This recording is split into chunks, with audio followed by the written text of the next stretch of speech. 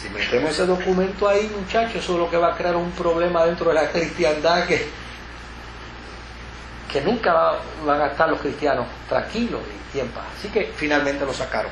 El pastor de Hermas lo habían incluido. Pues tal vez porque consideraban, ¿verdad?, que aquellos hermanitos que lo trajeron, pero después dijeron, no, mira, si son una novela, no es un documento teológico, y lo sacaron. El Apocalipsis de Pedro, pues finalmente descubrieron que no era de Pedro, era de Pepe el Gallero.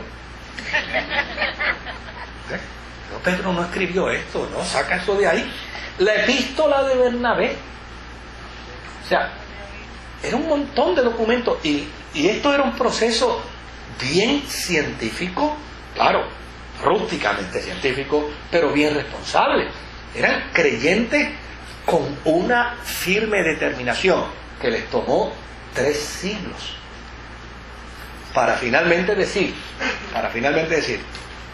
la lista del Nuevo Testamento será con 27 libros.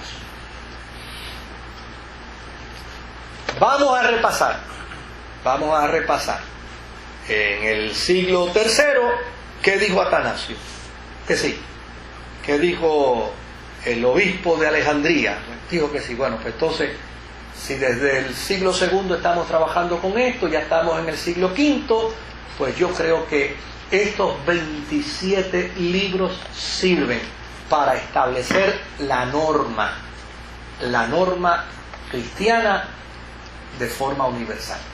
Y miren, con sus virtudes y con sus defectos, a mí me parece que hicieron lo correcto, porque estos 27 libros cumplen con la norma universal de la fe cristiana. Es más, si todos los cristianos hiciéramos lo que estos 27 libros dicen, seríamos pequeños Cristos sobre la tierra. Ahora, ¿de qué hubiera servido que tuviéramos 50 libros y no? Si con 27 no hemos hecho lo que los 27 dicen, ¿para qué queríamos 50? ¿Verdad? ¿Para qué queremos 50 si no estamos haciendo lo que los 27 dicen? ¿No? Pues yo creo que a mí me parece que esto fue fundamental. ¿Alguna pregunta? Vamos a escuchar preguntas. Sí, adelante.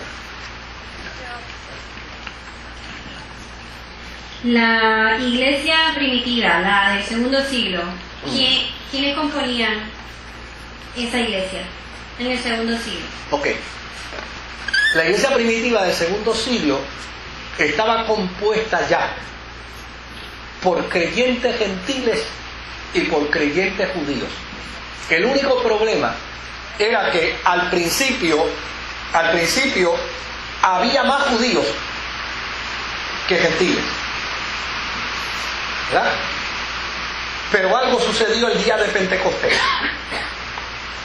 El día de Pentecostés se convirtieron al Señor 8,000 judíos, pero eran judíos de la diáspora.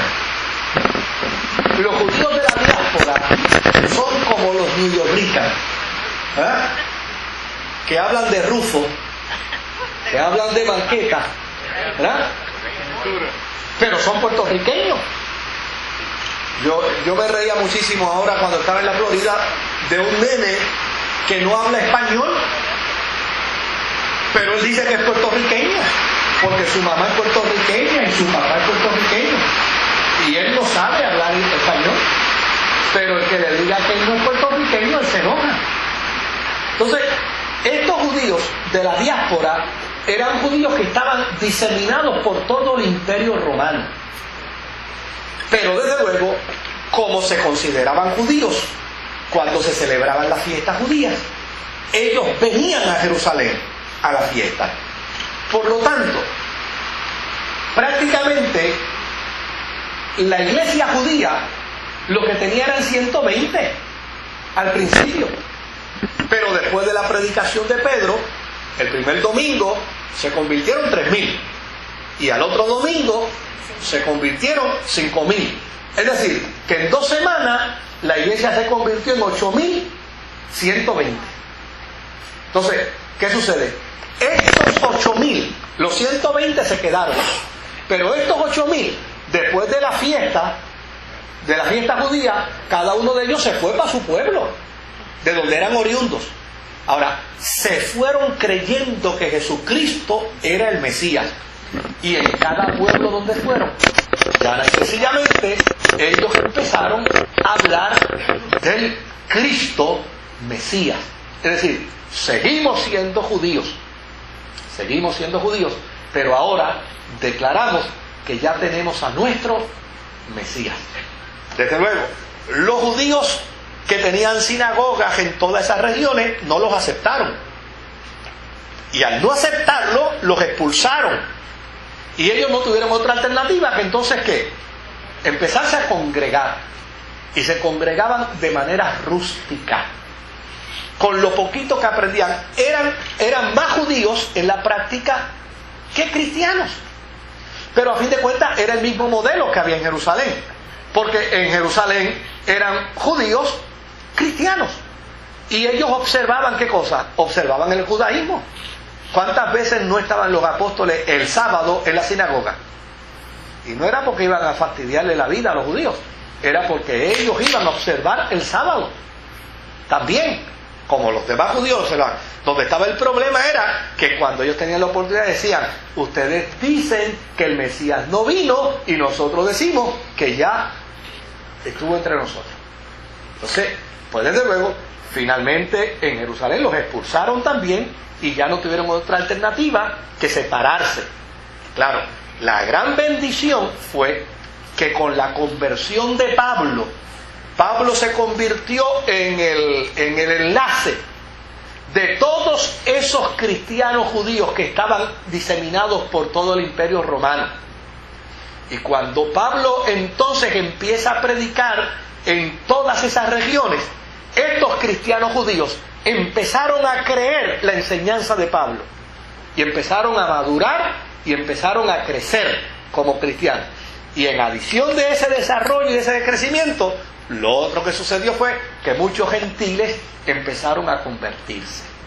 Y al convertirse todos esos gentiles, pues finalmente la iglesia cristiana era más fuerte fuera de Jerusalén que en Jerusalén.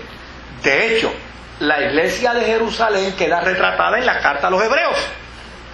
Porque en la carta de los Hebreos se dice que había una comunidad de judíos que ya estaban desinflándose. Y quien escribió la carta, la escribió precisamente para decirle: mira, no renuncien a la fe, quédense dentro de la fe. Aquí está toda la evidencia, y la carta de los Hebreos es toda la evidencia judía para demostrar al judío cristiano que está perdiendo la fe, que se quede en la fe. Pero ya sencillamente, ya para el siglo IV, los cristianos judíos de Jerusalén desaparecen en el África, en una pequeña ciudad que se llama la ciudad de Pela. Allí prácticamente desaparecieron. Así que después del siglo IV en adelante, la iglesia quedó en manos de cristianos gentiles.